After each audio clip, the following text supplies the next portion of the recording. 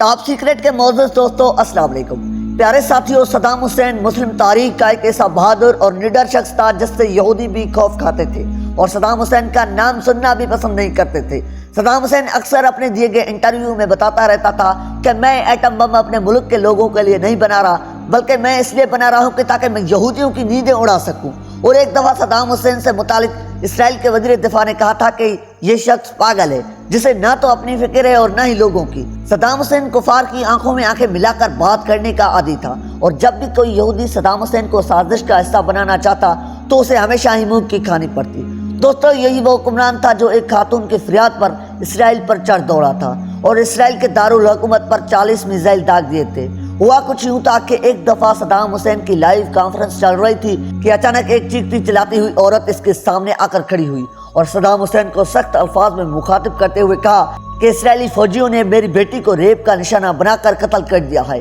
और तुम्हें यहाँ कोई फिक्र नहीं है। तुम ऐशो आराम की जिंदगी बसर कर रहे हो और इधर हम पर मजालिम के पहाड़ तोड़े जा रहे हैं। उस औरत ने मजीद कहा कि रोजाना हमारे घरों से इसराइली फौजी हम सबकी आंखों के सामने हमारी बहनों और बेटियों को अगवा करके ले जाते हैं, जिनको बाद में कत्ल करके फेंक दिया जाता है और हमारे छोटे छोटे बच्चों को सड़कों पर घसीट घसीट कर मारा दिया जाता है। क्या तुम्हें उन औरतों और बूढ़ों और बच्चों की चीखें सुनाई नहीं देती जो रोजाना इसराइली फौजियों के गोलियों का निशाना बनते हैं? क्या तुमसे उन औरतों, बच्चों और बूढ़ों की चीखों का हिसाब नहीं लिया जाएगा? इस औरत की ये बातें सुनकर सद्दाम हुसैन रोने लगा और कहा कि अब इसराइल का कोई भी शख्स सुबह का सूरज नहीं देख पाएगा और जिस तरह यहूदियों ने हमारी माओ बहनों को रुलाया है, मैं इस तरह उनकी चीखें निकलवाऊंगा और उनकी तहस नहस करके रख दूंगा। लिहाजा उसके फौरन बाद सद्दाम हुसैन वहां से उठा और फौजी क़यादत की एक मीटिंग बुलाई जिसमें उसने इसराइल पर हमला करने का हुक्म जारी कर दिया और फिर उसके हुक्म के मुताबिक इसराइल के दारुल हुकूमत पर 40 मिसाइल दागे गए जिनसे इसराइल के होश उड़ गए।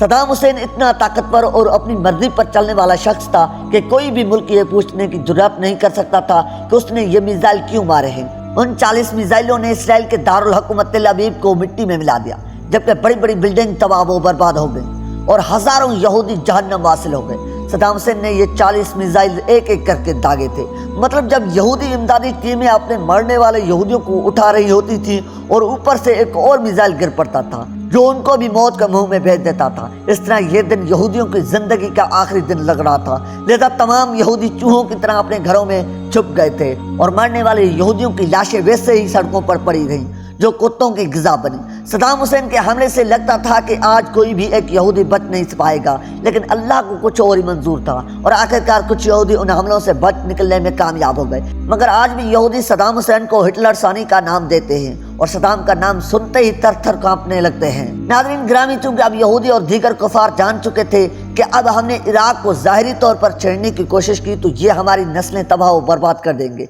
लिहाजा ये अंदर ही अंदर इराक और सद्दाम हुसैन के खिलाफ मुख्तलिफ साजिशों में मसरूफ हो गए और अमेरिका और उसके इत्तेहादियों ने अपने तहफ़्फ़ुज़ के लिए इराक पर हमले का इरादा कर लिया। उस मंसूबे को बैनुल अक़वामी सतह पर दुरुस्त साबित करने के लिए एक बड़ा खेल खेला गया और अमेरिका, बरतानिया और उनके इत्तेहादियों ने सद्दाम हुसैन और इराकी हुकूमतों पर बच्चों के अस्पताल पर हमला करने का इल्ज़ाम आयद कर दिया, जिसको साबित करने के लिए आलमी मीडिया के बड़े बड़े इदारों को अरबों डॉलर्स खिलाए गए और दिन रात प्रोपेगेंडा की वीडियोस चलाई गई। और फिर जब बैनुल अक़वामी सतह पर अमेरिका ये बयानिया फैलाने में कामयाब हो गया कि इराक की हुकूमत जंगी जराइम में मुलविस है, तो उस बात को और बच्चों के अस्पताल पर हमले के जवाब बनाकर उसने ऑपरेशन डिजर्ट स्टॉर्म के नाम से इराक पर जंग मुसलत कर दी और हमला करने के बाद अपने इस इक़्तिदार को दुरुस्त साबित करने के लिए अमेरिका और उसके इत्तेहादी मुसलसल ये बात दोहराते रहे कि इराक के पास वसी पैमाने पर तबाही फैलाने वाले हथियार हैं और ये दुनिया की सालमियत के लिए बहुत ही बड़ा खतरा है। इसके अलावा इराक पर चोरी हथियार बनाने और हासिल करने का इल्ज़ाम भी लगाया गया। फरवरी 2003 में अमेरिका और उसके इत्तेहादियों ने इराक पर दूसरा हमला किया और इराक पर कब्जा कर लिया, लेकिन अपने किसी भी इल्ज़ाम को साबित करने में नाकाम रहे। अलबत्ता अमेरिका और उसके इत्तेहादी खित्ते में अपने मुफादात को तहफ़्फ़ुज़ फराहम करने में कामयाब हो गए। उस कब्जे के बाद 14 दिसंबर 2003 में सद्दाम हुसैन गिरफ्तार हुआ, जिसके बाद उस पर 148 अफराद के कत्ल का इल्ज़ाम लगाकर मुकदमा बनाया गया और इराक में अमेरिका के ज़ेर असर अदालत में सद्दाम हुसैन के मुकदमे की समाअत का आगाज़ हुआ, जहां सद्दाम हुसैन ने इस अदालत को एक अमेरिकी कब्जे का हथियार करार दिया। उस मुकदमे के जज ने जब अमेरिकी सरकार की मर्जी का फैसला देने से इनकार किया تو اس جج کو ملزم سے ہمدردی رکھنے کے الزام میں برطرف کر دیا گیا اور ایک نیا جج آ گیا جس نے مقدمے کے آخری مراحل کی سماعت کی، جبکہ اس تمام تر عدالتی کارروائیوں کے دوران صدام حسین امریکی تحویل میں رہا اور مقدمے کی سماعت کے دوران صدام حسین کے 3 وکیلوں کو بھی قتل کر دیا گیا، جس پر صدام حسین نے بھوک ہڑتال کی، لیکن اس کے باوجود صدام حسین کو آزاد ٹرائل کا حق نہیں دیا گیا اور عدالت نے امریکہ کی حمایت پر صدام حسین کو پھانسی کی سزا سنا دی۔ صدام حسین کو سنائی جانے والی پھانسی کی یہ سزا بین الاقوامی سطح پر تنقید کا نشانہ بنی، لیکن امریکہ بہادر کے سامنے کسی کی چلتی ہے، کیونکہ جس کی لاٹھی اس کی بھینس۔ دوستو، امریکی قید کے دوران صدام حسین نے اپنے دن کیسے گزارے؟ تو اس حوالے سے اس کی نگرانی پر تعینات ایک امریکی فوجی کا کہنا تھا کہ صدام حسین بہت ہی کم کوئی شکایت کرتا تھا، کمرے کے باہر ایک تیاری تھی جسے وہ باقاعدگی سے پانی دیتا تھا، انتہائی بے خوف آدمی تھا اور موت کو تو وہ جیسے کوئی خوفزدہ کرنے والی چیز ہی نہیں سمجھتا تھا اور نہ ہی وہ کسی پچھتاوے کا شکار معلوم ہوتا تھا۔ صدام حسین نے زندگی میں جو بھی کیا وہ صرف اور صرف اپنے عوام کے مفاد کے لیے سے کیا۔ دوستو، اس نام نہاد عدالت کی جانب سے سنائی جانے والی سزا پر عمل درآمد کے لیے بھی قوانین کی خلاف ورزی کی گئی اور سوئے ہوئے صدام حسین کو جگا کر بتایا گیا کہ اگلے چند گھنٹوں میں اس کی سزا پر عمل درآمد کیا جائے گا۔ یہ خبر سن کر بھی صدام مطمئن رہا اور آخری سفر کی تیاری شروع کر دی۔ نہانے کے بعد اللہ کے حضور سجدہ ریز ہوا اور شکرانے کی نفل پڑھے، پھر ناشتہ کیا اور پھر اپنے قریبی افراد کے نام خطوط لکھے اور اپنے سارے کام نپٹانے کے بعد صدام حسین خود چل کر مسکراتے ہوئے پھانسی گھاٹ تک پہنچا۔ دوستو، صدام حسین کے آخری وقت میں لکھے گئے خطوط میں ایک ایسا خط بھی موجود تھا جو اس نے اپنی بیٹی کے نام لکھا تھا اور وہ خط بھی اب منظر عام پر آ چکا ہے۔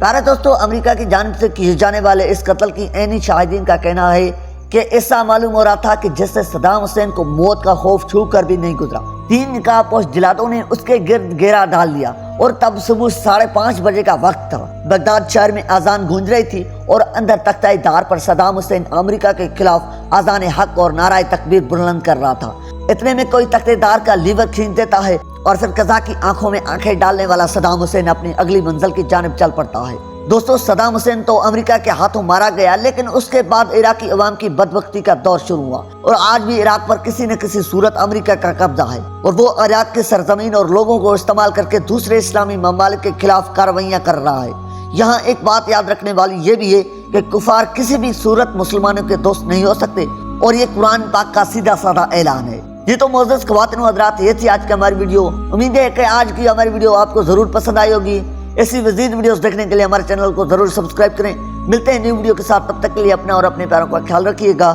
اللہ نگہبان۔